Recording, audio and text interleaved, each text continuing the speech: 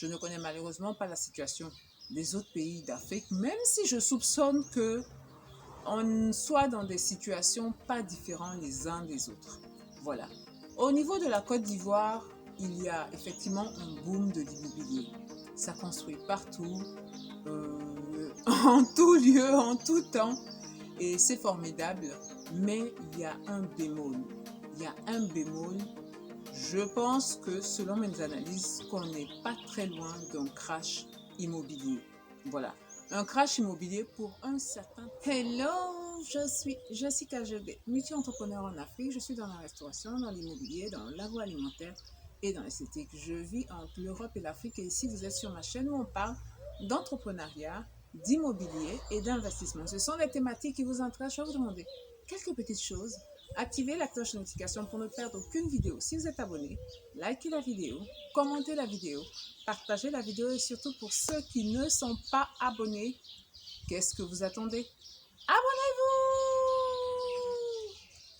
Abonnez-vous! Mes valeureux, j'ai de superbes opportunités pour vous du côté d'Assini. Voilà, on a des terrains qui sont à 12 millions que vous pouvez prendre en Tinder terrain à plusieurs.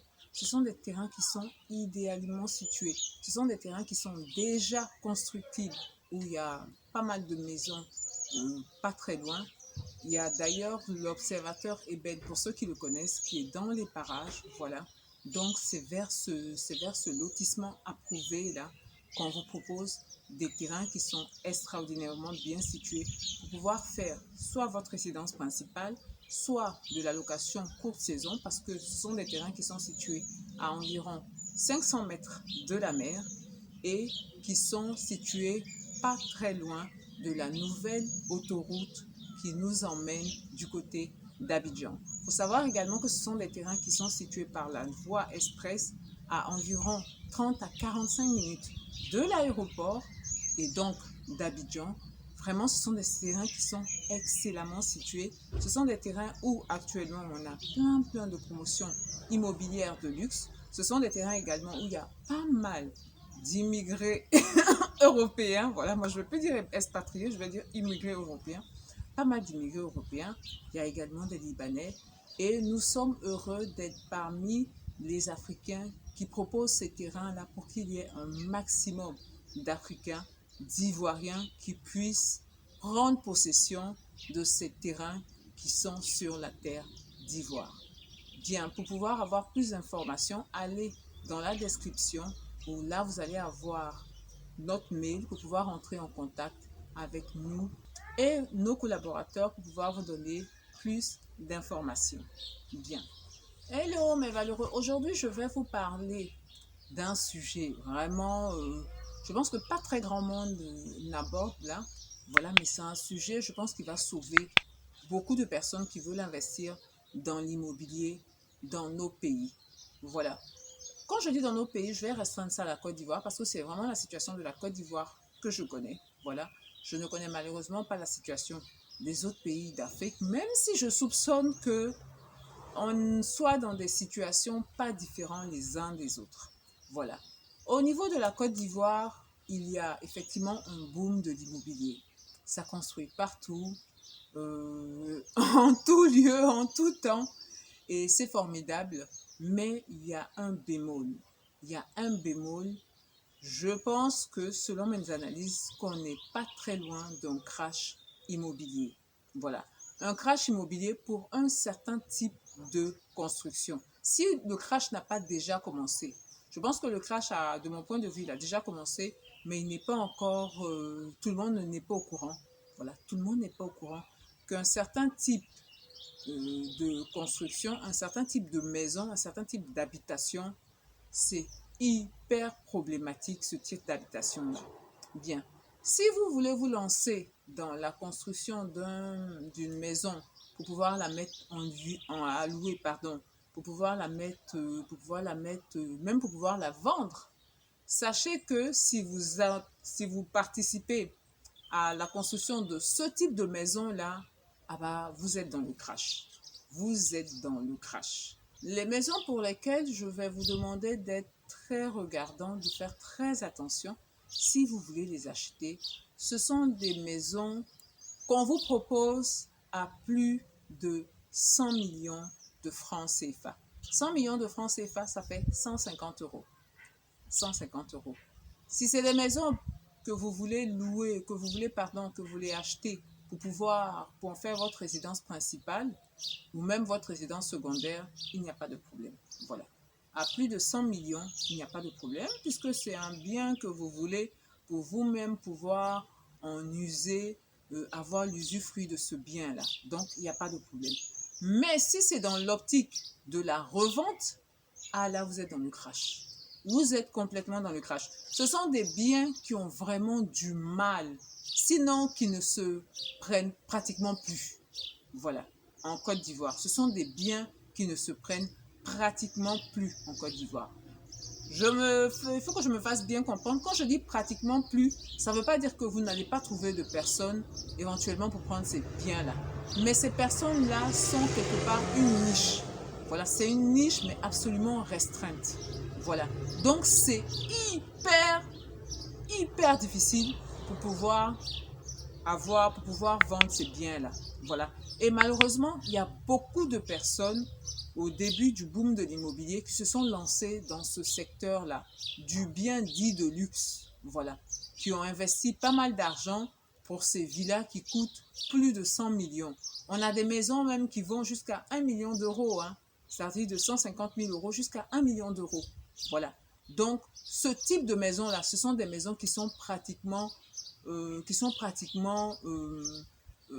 imprenables, voilà, où vous n'avez pratiquement pas de clients, voilà, qui rentrent dans ce crash immobilier-là qui a commencé, voilà, qui a commencé par rapport à ce type de maisons-là qui ne sont pas en adéquation avec la réalité du terrain. Beaucoup de personnes dans pas mal de vidéos, pas mal de comptes rendus vous parlent de ces maisons superbes, de ces maisons incroyables qui valent 100 millions, qui valent 150 millions, 200 millions, 300 millions, 1 million d'euros.